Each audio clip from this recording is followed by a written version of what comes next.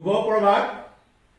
সংযুক্ত মুক্তি বাহিনী অসম স্বাধীন সংগঠনৰ সৈনিক দিৱস উপলক্ষে আজিৰ এই গৌৰৱান্বিত দিনটোত নিজৰ জন্মদাত্ৰী মাতৃভূমিক পৰাধীনতাৰ কবলৰ পৰা মুক্ত কৰাৰ উদ্দেশ্যে সন্মিলিত সহস্ৰ জাতীয় মুক্তি বিপ্লৱত জাগ্ৰত প্ৰহৰী হিচাপে অসাধাৰণ ত্যাগ, নিষ্ঠা আৰু দায়বদ্ধতাৰে বিৰামহীনভাৱে কৰ্তব্য পালনত তীব্ৰ হৈ দেশ সেৱাৰ দৃষ্টান্ত দাঙি ধৰা প্ৰতিগৰাকী বিপ্লৱী সৈনিক বন্ধুলৈ মোৰ হৃদয়ৰ নিবিড় কোণৰ পৰা বৈপ্লৱিক অভিনন্দন আৰু সামৰিক শুভেচ্ছা যাচিলোঁ। এই শুভক্ষণত যিসকল অসম সন্তানে সৰ্বোচ্চ ত্যাগ, অতুলনীয় সাহস আৰু নিভাঁজ দেশপ্ৰেমৰ চানেকিৰে নিজৰ নাম সোণালী আখৰে অসমৰ বুৰঞ্জীত লিপিবদ্ধ কৰি গ'ল, সেইসকল মহান অমৰ মৃতকৰ প্ৰতি সংগঠনৰ হৈ শ্ৰদ্ধাঞ্জলি জনাইছোঁ। আপোনজনক হেৰুওৱা গৌৰৱান্বিত পিতৃ মাতৃ তথা পৰিয়ালবৰ্গক আমাৰ গভীৰ সমবেদনা জ্ঞাপন কৰিলোঁ। এই আপাহতে জাতীয় মুক্তি বিপ্লৱৰ কণ্টাকীৰ্ণ পথ পৰিক্ৰমাত ভাৰতীয় দখলৰক্ষী বাহিনীৰ দ্বাৰা নিৰ্যাতিত হোৱা আৰু বন্দিত দুৰ্বিহ জীৱন অতিবাহিত কৰা সকলোলৈকে তেওঁলোকৰ অমূল্য ত্যাগৰ বাবে কৃতজ্ঞচিতে সোঁৱৰিছোঁ। তদুপৰি স্থলগিৰি স্বাধীনতা প্ৰিয় সমূহ জনগণলৈ সশ্ৰদ্ধ বৈপ্লৱিক সম্ভাষণ জনালোঁ। প্ৰিয় বিপ্লৱী সহযোদ্ধাসকল, ঔপনিৱেশিক ভাৰত ৰাষ্ট্ৰৰ অন্যায়, অবৈধ শাসন আৰু জাতীয় শোষণ নিপীড়নৰ বিৰুদ্ধে অকুতুভয় মুক্তি সেনানীৰ নিস্বাৰ্থ দেশপ্ৰেম, দুৰ্জয় সাহস, উৎসৰ্গীত মনোভাৱ তথা নিৰ্ভাজ বৈপ্লৱিক সত্তাৰ সৈতে জড়িত এক তেজস্বী প্ৰতীক সংগঠনৰ আজি এই সৈনিক দিৱস, যত দিন প্ৰতিদিন উদ্ভাৱিত হয় গণসৈনিকৰ সামৰিক সংস্কৃতি আৰু সংগঠনৰ নীতিগত লক্ষ্য উদ্দেশিত নিবেদিত প্ৰাণপ্ৰণ সংকল্প। 2000 বছৰ পুৰণি স্বকীয় পৰিচয় সমৃদ্ধ অসমৰ সভ্যতা, সংস্কৃতি, ভাষা, আচাৰ নীতি আদি অন্যান্য আৰু ঔপনিৱেশিক ভাৰতৰ পৰা সম্পূৰ্ণ পৃথক। সিদিনা ইউৰোপীয়ান ইউনিয়নৰ পৰা ব্ৰিটেইন আঁতৰি আহিছিল একমাত্ৰ তেওঁলোকৰ সক্ৰিয়তা অক্ষুণ্ণ ৰখাৰ স্বাৰ্থতেই। গতিকে স্থলগিৰি জাতীয় জীৱনৰ স্বতন্ত্ৰ পৰিচয় গৰিমা, স্বকীয় সত্তাক জীৱনে মৰণে লালন পালন কৰা সতীৰ্থ-সতীতাৰ স্বদেশ নুৰা, কঠোৰ পৰিশ্ৰম, সংবেদনশীলতা, সংকল্পবদ্ধতা আৰু নিষ্ঠাৰ প্ৰতিফলন সৈনিক দিৱসৰ গুৰুত্ব অপৰিসীম। প্ৰতিটো ক্ষেত্ৰতে আপোনালোকে দুৰ্বাৰ সাহস, নতুন উদ্যম আৰু নৱচিন্তাৰে প্ৰত্যেকৰ দায়িত্ব পালন কৰিলে আমাৰ সংগঠন অগ্ৰণী বাহিনীত পৰিণত হ'ব। দৰাচলতে প্ৰতিগৰাকী সহযোদ্ধা সন্মিলিত সহস্ৰ জাতীয় মুক্তি বিপ্লৱৰ ভৱিষ্যত জ্যোতিষ্মান ধাৰাৰ ধাৰক আৰু বাহক। আমি সকলোৱে এইটো পাহৰি গ'লে নহ'ব যে স্বাধীনতাৰ মুক্তি বিপ্লৱৰ সফলতাৰ কোনো চমু পথ নাই। বিফলতাত হতাশ নহয় দুগুণ উৎসাহেৰে মন বান্ধি হয় আমি পাৰিমেই নীতিত খামুচি ধৰি কৰা অধ্যৱসায় হ'ল সফলতাৰ চাবিকাঠি। বিগত বৰ্ষৰ কাৰ্যসূচী ৰূপায়ণত যিবোৰ ভুল ত্ৰুটি ৰৈ গৈছিল অথবা প্ৰয়োজনীয় দক্ষতাৰ অভাৱ আছিল, কিন্তু পৰৱৰ্তী সময়ত ফলপ্ৰসূ ৰূপায়ণৰ জৰিয়তে ব্যৱহাৰিক অভিজ্ঞতাৰ পৰা সঞ্চিত শিক্ষাক আগন্তুক দিনত মূলধন হিচাপে লৈয়ে অগ্ৰসৰ হ'ব লাগিব। ব্যক্তি বিশেষৰ সীমাবদ্ধতা, ত্ৰুটি বিচ্যুতি আৰু সংগ্ৰামী জীৱনৰ সীমাহীন বাধা বিঘিনি নেওচি আহৰণ কৰা প্ৰায়োগিক অভিজ্ঞতাই হৈছে প্ৰকৃত শিক্ষা। এই শিক্ষাক প্ৰতিনিয়ত প্ৰযান্ত্ৰিক বৈজ্ঞানিক আৰ্হি অৰ্থাৎ মেকানিষ্টিক চাইণ্টিফিক মডেলৰে কৌশিকশীলত ঘঁহি অভ্যাসৰ দ্বাৰা পৰিশোধিত শিক্ষাক জ্ঞানলৈ ৰূপান্তৰ কৰাটোৱেই প্ৰকৃত বিপ্লৱী গুৰু দায়িত্ব। পদবী, জ্যেষ্ঠতা কিংবা নেতৃত্বৰ নামত আহিব পৰা অহমিকা, নিজক প্ৰতিষ্ঠা কৰাৰ প্ৰৱণতা ত্যাগ কৰি সাংগঠনিক শৃংখলাবদ্ধতাৰে অধিক দায়বদ্ধ হৈ সংগঠনৰ বৈপ্লৱিক ৰাজনৈতিক আদৰ্শৰ অহিনিশে বিকাশ সাধন কৰাটোৱেই অতীৱ প্ৰয়োজন। সঁচা অৰ্থত শিবিৰসমূহত অনুষ্ঠিত আলোচনা চক্ৰ সভা সমিতি অথবা মুক্তিকামী জনগণৰ মাজতো অধিক ৰাজনৈতিক আদৰ্শ চৰ্চাৰ পটভূমি ৰচনা হওক।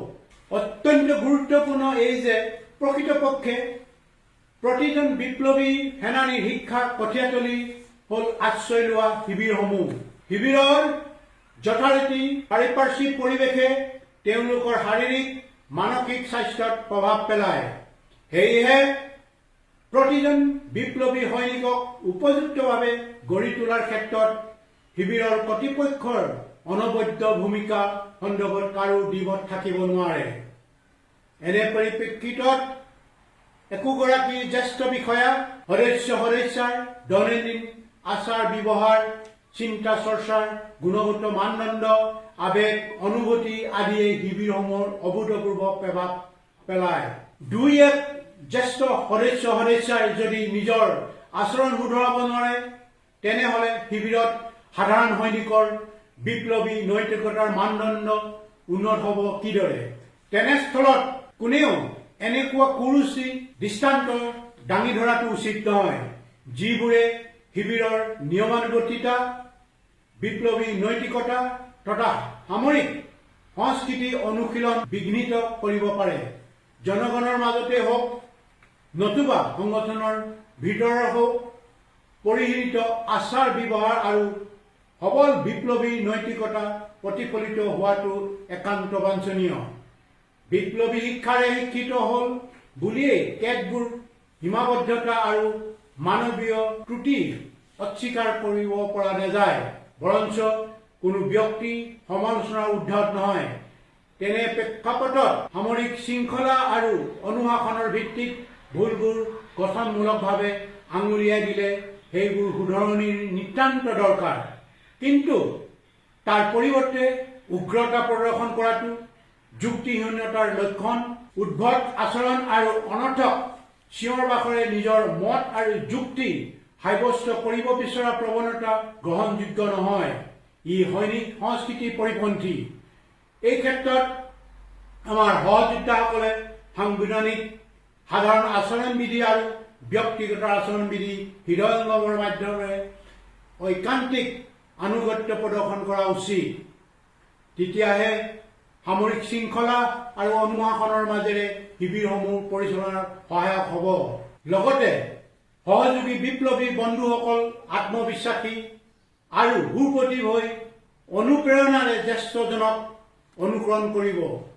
এখন দীৰ্ঘম্যাদী সহস্ৰ বিপ্লৱৰ বাবে সুস্থ পৰিৱেশ সৃষ্টিত আমাৰ আয়ুস বিষয়াসকলে ইয়াৰ গুৰিয়াল। সকলোৱে এই নৈতিক দায়িত্ব কাণ পাতি লৈ যদি প্ৰথমে নিজৰ আচৰণ শুধৰাব নোৱাৰে তেনেহলে শিবিৰত সাধাৰণ সৈনিকৰ বিপ্লৱী নৈতিকতা গঢ়ি তোলাটো সম্ভৱ নহ'ব। এইখিনিতে মই প্ৰাসংগিক বিষয় এটা উল্লেখ কৰাটো উচিত বুলি ভাবিছোঁ। শিবিৰ অথবা অভিযানবোৰত অংশ লোৱা দুই এক সহযোদ্ধাৰ বিশ্বাসভংগই সৃষ্টি কৰা লজ্জাজনক আৰু উদ্বিগ্নতাৰ দিশটো সকলোৰে মানসিক সহস্ৰৰে আন্তৰিকভাৱে মূল্যায়ন প্ৰয়োজন আছে।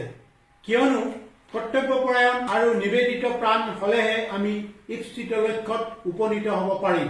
সময়ানুগতি, একনিষ্ঠ সাধনা, কষ্ট সহিষ্ণু আদি গুণেৰে সুভাষিত হৈ যেতিয়া একান্ত মনৰ নিভৃত কোণৰ তাগিদাত কিবা এটা কৰিবৰ প্ৰয়াস কৰে তেতিয়া তেওঁ সফলতাৰ আজুৰি আনিবলৈ সক্ষম হয়। প্ৰজান্তিকতাৰ বৈজ্ঞানিক আৰ্হিয়ে কামৰ প্ৰতি শ্ৰদ্ধা, ভাল পোৱাৰ ভাৱলৈ কাম কৰিলে সুফল অনিবাৰ্য আৰু প্ৰশাসনিক বিষয়াসকলে বুজিব লাগিব যে তোষণ নীতিত সংগঠনৰ আদৰ্শই কেতিয়াও স্থান নাপায়। ইয়ে বিভিন্ন ছল চাতুৰিয়ে নিজকে প্ৰাসংগিক কৰি ৰাখিবলৈহে আদৰ্শক নিবাসন দিব বিচাৰে। হয়তো পিছলৈ পৰস্পৰৰ মাজত মতান্তৰ ঘটিব পাৰে যিটো অবাঞ্ছিত। আনহাতে প্ৰতিৰোধী সহজ সংগ্ৰামত বয়সৰ অভিজ্ঞতা যিমান প্ৰয়োজন তাতোতকৈ বেছি প্ৰয়োজন চিন্তাৰ পৰিপক্কতা আৰু সংগঠনৰ প্ৰতি দায়বদ্ধতা, যিটো নিৰন্তৰ কৰ্মসংস্কৃতিৰ সাধনাৰ মাজেদিহে আহৰণ কৰা সম্ভৱ। প্ৰতিজন মুক্তি সেনানীৰ নৈতিক দায়িত্ব অন্যতম দিশ হ'ল সুচিন্তিত পৰিকল্পনাৰে যিকোনো সমস্যাৰ সন্মুখীন হ'ব পৰাকৈ প্ৰতি মুহূৰ্ততে প্ৰস্তুত থকা, অদূৰদৰ্শিতা, অত্যাধিক আবেগ আৰু অহমিকা প্ৰশ্ৰয় দি লোৱা সিদ্ধান্ত বা কৰা কামে যাতে অনাকাংক্ষিত পৰিস্থিতি সৃষ্টি নকৰে তাৰ বাবে আত্ম উপলব্ধিৰ নিতান্তই প্ৰয়োজন। কিয়নো এনে অভ্যাসে নিজৰ ভিতৰৰ বিষয়বোৰ নতুনকৈ চালি জাৰি চাবলৈ শিকায়। প্ৰযান্ত্ৰিক বৈজ্ঞানিক, যিটো ইংলিছত কয় মেকানিষ্টিক চাইণ্টিফিক, আৰ্হিৰ সৰুগত কৰিয়েই বিশ্বৰ বৃহৎ বৃহৎ বিজ্ঞানগাৰ পৰীক্ষাগাৰসমূহত বিজ্ঞানীসকলে বাওঁখে কাম কৰাৰ বাবে তেওঁলোকে সফলতা দেখি আগুৱাই যায়। প্ৰযান্ত্ৰিক বৈজ্ঞানিক আৰ্হিক আওকাণ কৰা কাৰ্য ক্ষতিকাৰক হোৱাৰ অৱকাশ থাকে। প্ৰযান্ত্ৰিক বৈজ্ঞানিক আৰ্হিৰ অবিহনে স্বাধীনতাৰ মুক্তি বিপ্লৱক আগুৱাই নিয়াটো অসম্ভৱ। সেয়েহে সংযুক্ত মুক্তি বাহিনী অসম স্বাধীন সংগঠনৰ নেতা, বিষয়া, সদস্যসকলে ওপৰত উল্লেখিত নীতি অনুশাসনক যান্ত্ৰিকতা বা বাধ্য কৰোৱা বুলি ভবাটো অনুচিত। লক্ষণীয় কথাটো হ'ল মুক্তি সেনানীৰ বিশ্বাস, দৃঢ়তা, সাহস, সততা আৰু আপোচবিহীনতাৰ ওপৰতে বিপ্লৱী জীৱনৰ গুৰুত্বপূৰ্ণ তাৎপৰ্য নিৰ্ভৰ কৰে। নিভাজ দেশপ্ৰেম, নিঃস্বাৰ্থ ভাল পোৱা নাথাকিলে সহস্ৰ বিপ্লৱী সংগঠনৰ অগ্ৰদূত হিচাপে ব্ৰতি থকাটো কঠিন। ঘাত প্ৰতিঘাত, মৃত্যু ভয় আদি সকলো প্ৰত্যাহ্বান অতিক্ৰমী সংগঠনৰ মহান স্বাৰ্থক প্ৰথম হিচাপে হাড়ে হিমুজে হৃদয়ত স্থাপিত কৰি স্বাধীনতা পুনঃপ্ৰতিষ্ঠাৰ সংগ্ৰামৰ গতিক ত্বৰান্বিত কৰিব পৰাটোৱেই সংগঠনৰ প্ৰতিগৰাকী সেনানীৰ প্ৰাথমিক দায়িত্ব। ইয়াক নিচা অথবা পেচা হিচাপে লোৱা সকলোৱে যুঁজৰ আগতে পৰাজয় মানি কাপুৰুষৰ দৰে পলায়ন কৰিবলৈ বাধ্য হয়। সীমাহীন বিপদ আপদ, অভাৱ অনাটনৰ লগত সহ অৱস্থানমূলক পৰীক্ষিত সত্যক আন্তৰিকতাৰে মানি লৈ আৰু সেই সকলোবোৰ বিৰোধমূলক উপাদানৰ লগত যুঁজিয়েই মুক্তি সেনানীসকলে অভিজ্ঞতাক শানিত কৰে। অপুৰন্ত ধৈৰ্য, পৰ্বতসম দৃঢ়তা তথা অধ্যৱসায় আদি অন্যতম গুণাৱলীক সমৃদ্ধ কৰি তোলে। মৰমৰ সদস্যাৰ স্বদেশ স্বদাশীৰ প্ৰতি স্বেচ্ছাপ্ৰণোদিত সেৱাই সংগঠনৰ ভিতৰত এক নতুন মাত্ৰা প্ৰদান কৰিছে। অনাগত দিনবোৰত আপোনালোকে সাহস, নতুন উদ্যম আৰু নৱচিন্তাৰে প্ৰত্যেকৰ দায়িত্ব পালন কৰিলে আমাৰ সংগঠন অগ্ৰণী বাহিনীত পৰিণত হ'ব। এই সুবাদতে সোঁৱৰাই দিব বিচাৰিছো, নৈতিক চৰিত্ৰ আৰু অন্তৰৰ পবিত্ৰতাহে বিপ্লৱীক মৰ্যাদা প্ৰদান কৰে। চিঠিপক্ষজনক কোনো ঘাত প্ৰতিঘাতে হতাশ কৰিব নোৱাৰে অথবা ঐশ্বৰ্য বিভূতিক লৈ কেতিয়াও পৰোচিত নহয়। ই বুৰতী নদীৰ দৰে লক্ষ্যপ্ৰাপ্তিৰ দুৰ্বাৰ আকাংক্ষাই মন উদ্বেলিত কৰে। সংগ্ৰামী জীৱনক পৰিণত ৰূপত আগুৱাই নিয়াৰ অন্যতম উপায় হ'ল সংগঠনৰ প্ৰগতিৰ স্বাৰ্থত নৱ ৰণকৌশল সৃষ্টি অথবা উৎপাদনশীল কামত নিজকে নিয়োজিত ৰখা। যিহেতু স্বাধীনতা সংগ্ৰামত সকলো প্ৰকাৰ কামেই গুৰুত্ব আৰু মহত্ব সমান। অতি সম্প্ৰতি স্মাৰ্টফোন, ইণ্টাৰনেটেৰে সমৃদ্ধ বিজ্ঞান প্ৰযুক্তিৰে আনি দিয়া অপৰ্যাপ্ত সা সুবিধাৰ পৰিৱৰ্তে যাতে বিপ্লৱী হত্যাক ঋণাত্মক প্ৰভাৱ পেলাব নোৱাৰে তাৰ প্ৰতি অধিক সচেতন হোৱাৰ প্ৰয়োজন আছে। নহ'লে অত্যাধিক মোবাইল প্ৰীতিয়ে কৰ্মসংস্কৃতিক বিৰূপ প্ৰভাৱ পেলাব পাৰে। প্ৰতিগৰাকী সহযোদ্ধাই সংগঠনৰ নীতি আৰু বৈপ্লৱিক ৰাজনৈতিক আদৰ্শৰ সৈতে নিজ সত্তাক অভিন্নতাৰে সংপৃক্ত কৰাৰ ক্ষেত্ৰত দ্বিধাগ্ৰস্ত হ'লে মহান জাতীয় স্বাৰ্থ কিংবা আদৰ্শ নিষ্ঠাকলৈ সংকীৰ্ণ স্বাৰ্থ পূৰণ আৰু প্ৰতিষ্ঠা লাভৰ প্ৰৱণতা গঢ় লোৱাটোৱে স্বাভাৱিক। তেতিয়াই এগৰাকী দেশপ্ৰেমিকৰ স্খলনৰ সূত্ৰপাত ঘটি চৰম পৰ্যায়লৈ যাব পাৰে। অতীত অভিজ্ঞতা তাৰ সাক্ষী। সেয়েহে সাংগঠনিক তথা ব্যক্তিগত অনুশাসন, সামৰিক শৃংখলা আৰু সাংবিধানিক বিধি বিধানৰ বিৰুদ্ধে পোখা মেলিব ধৰা প্ৰৱণতা ৰোধ কৰিবলৈ হ'লে আমাৰ জ্যেষ্ঠ বিষয়াসকলে পৰামৰ্শদাতা অভিভাৱকৰ ভূমিকাত অৱতীৰ্ণ হ'ব লাগিব। সংগঠনৰ ৰাজনৈতিক আদৰ্শক নিজ সন্তানৰ দৰে পালনৰ যোগেদি প্ৰতিৰোধী আঁৰ যুদ্ধৰ কৌশল বিকশিত কৰাটো বাস্তৱতাৰ দাবী। নহ'লে প্ৰতিনিয়তৰ হিন্দী বলয় সৰ্বৰাশী সাঁতোৰাৰে এনেদৰে সম্প্ৰসাৰিত হৈছে যে জাতীয় জীৱনৰ প্ৰতিটো অংগতে ইয়াৰ কুপ্ৰভাৱ বিৰাজমান। এনে পৰিপ্ৰেক্ষিতত এইটো প্ৰশ্নাতীতভাৱে সত্য, অসমৰ মাটি পানী বায়ুৰ লগত সামঞ্জস্য ৰাখি বৈজ্ঞানিক চিন্তাধাৰাৰ আলোকত প্ৰগতিশীল জাতীয় ব্যৱধানেহে শক্তিশালী কৰিব পাৰে থলগিৰিৰ মাটি ভেটি জাতি। অসমৰ জ্বলন্ত জাতীয় সমস্যা, আৰ্থ সামাজিক বৈষম্য দূৰ কৰা, ৰাজনৈতিক স্থিৰতা, বহনক্ষম উন্নয়নৰ বিজ্ঞান স্বাধীন জাতিৰ সামৰিক শক্তিৰ ওপৰত ভৱিষ্যতৰ নিৰ্ভৰশীল। অসমৰ প্ৰাণৱন্ত অতীত বুৰঞ্জীয়ে সেই কথাই সোঁৱৰায়, অন্যথা ইয়াৰ কোনো বিকল্প নাই। এই কথা সকলোৱে মনত ৰখা উচিত যে সংযুক্ত মুক্তি বাহিনী অসম স্বাধীন সংগঠনে অৱতাৰণা কৰা সমৃদ্ধ সহস্ৰ জাতীয় মুক্তি বিপ্লৱ কেতিয়াও বিফল হ'ব নোৱাৰে। কিয়নো আমাৰ হেৰুৱা স্বাধীনতা পুনৰুদ্ধাৰৰ সংগ্ৰাম বিফল হোৱা মানে অজগৰৰ দৰে এফালৰ পৰা গিলিবলৈ ধৰা ঔপনিৱেশিক ভাৰত ৰাষ্ট্ৰযন্ত্ৰৰ ওচৰত বুৰঞ্জী প্ৰকৃত এটা জাতি চিৰদিনৰ বাবে অস্তিত্ব হেৰুৱাৰ অৰ্থাৎ স্বাধীনতাৰ বেলি চিৰকালৰ বাবে নিবাপিত হোৱাৰ আৰু পৰাধীনৰ দাসত্ব মানি লোৱা।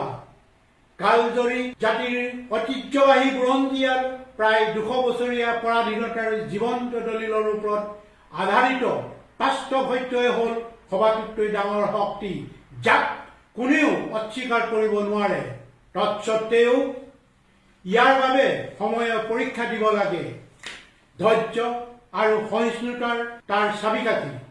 নিজ নিজ ক্ষেত্ৰত সম্পাদিত কৰ্মই যিহেতু প্ৰত্যেকৰে পৰিচয় স্বাক্ষৰ বহন কৰে, গতিকে প্ৰতিটো কাম মনে প্ৰাণে সততাৰে আত্মনিয়োগ কৰা উচিত। নিজ দায়িত্ব আৰু কৰ্তব্য পালনৰ লগত সংগঠনৰ নীতিগত লক্ষ্য উদ্দেশ্যক একভূত কৰাটো সততা। বিপ্লৱী সৈনিক বন্ধুসকল, আমাৰ সংগঠনে বিশ্ব ভূ ৰাজনীতিৰ গতিবিধিৰ ওপৰত দৃষ্টি ৰাখি সহস্ৰ ৰাজনীতিক সঠিক ৰণকৌশলৰ জৰিয়তে কেনেকৈ সুযোগ সৃষ্টি আৰু যথোপযুক্ত সময়লৈকে অপেক্ষা কৰিবলৈ অফুৰন্ত ধৈৰ্য অদম্য সাহসেৰে কিদৰে নিজক অধিকাৰ সাব্যস্ত কৰিব লাগে তাক ভালদৰে জানে। এয়া প্ৰত্যয়যুক্ত সময় শিকনি। বৈশ্বিক জগতৰ ঘটনা পৰিঘটনা গমি পিটি চালেই তাৰ যুক্তিকতাৰ আধাৰ বিচাৰি পোৱা যাব। গতিকে সুৰুচমুখী লক্ষ্য উদ্দেশ্য নিমিত্তে বাট বন্ধাৰ দায়িত্ব কেৱল নেতৃত্বৰ কান্ধত দিলেই জানো হ'ব। নেতা বিষয়া সদস্যাৰ ঐক্যবদ্ধ সামূহিক প্ৰচেষ্টা, নিয়মানুৱৰ্তিতা আৰু সময়নিষ্ঠাৰ লগতে সাধনালব্ধ প্ৰচেষ্টাই দীৰ্ঘম্যাদী জাতীয় মুক্তি বিপ্লৱৰ ভেটি দৃঢ় কৰিব পাৰিব। মনত ৰাখিব, সফলতা কেৱল ব্যক্তিগত কৃতিত্ব নহয়, বৰং ই এক সামূহিক নিৰলস আৰু নিৰবিচ্ছিন্ন প্ৰক্ৰিয়া। এনে পটভূমিত নিজেই নিজক প্ৰশ্ন কৰিবলৈ ল'লে আচলতে সামৰিক সংস্কৃতি সহস্ৰ জাতীয় মুক্তি বিপ্লৱৰ সত্তাৰ পৰিকাঠামো বহুলাংশে শক্তিশালী উঠিব। সমসামৰিক জটিল পৰিস্থিতিত সামৰিক অভিযানৰ লগতে সংগঠনৰ যিকোনো কাৰ্যসূচী সফল কৰাত আপোনালোকৰ অতি গুৰুত্বপূৰ্ণ ভূমিকাই সংযুক্ত মুক্তি বাহিনী অসম স্বাধীন সংগঠনলৈ গৌৰৱ কঢ়িয়াই আনিছে। সকলোৱে উজ্জীৱিত মন মানসিকতা, অৰ্ধব্যৱসায় আৰু সাফল্য একোটা মাইলৰ খুঁটি, যাৰ জৰিয়তে সংগঠনটোক উদ্বুদ্ধ কৰিছে। সেয়েহে স্বাধীনতাৰ সেনানীসকল কেতিয়াও সফলতাত অত্যুৎসাহী বা বিফলতাত হতাশ নহয় নৱ উদ্দীপনাৰে নিজৰ ভিতৰতে একোখন আমৃত্যু পৰ্যন্তৰ যুঁজৰ পৰিমণ্ডল গঢ়ি তোলক। আমি সকলোৱে নীতিত অবিচল থাকি পৰিৱৰ্তিত সময়ৰ লগত খাপ খুৱাই যাতে আমি প্ৰতিকূলতাৰ সকলো হেঙাৰ অতিক্ৰমী নিৰলসভাৱে সাফল্যৰ সোপান বগাবলৈ সক্ষম হওঁ। সদৌ শেষত সংগঠনৰ প্ৰতিগৰাকী নিষ্ঠাবান জ্যেষ্ঠ কনিষ্ঠ মুক্তি সেনানীৰ নিৰাপদ সুস্বাস্থ্য আৰু অৱতোপকাৰে কুশল কামনা কৰিছোঁ।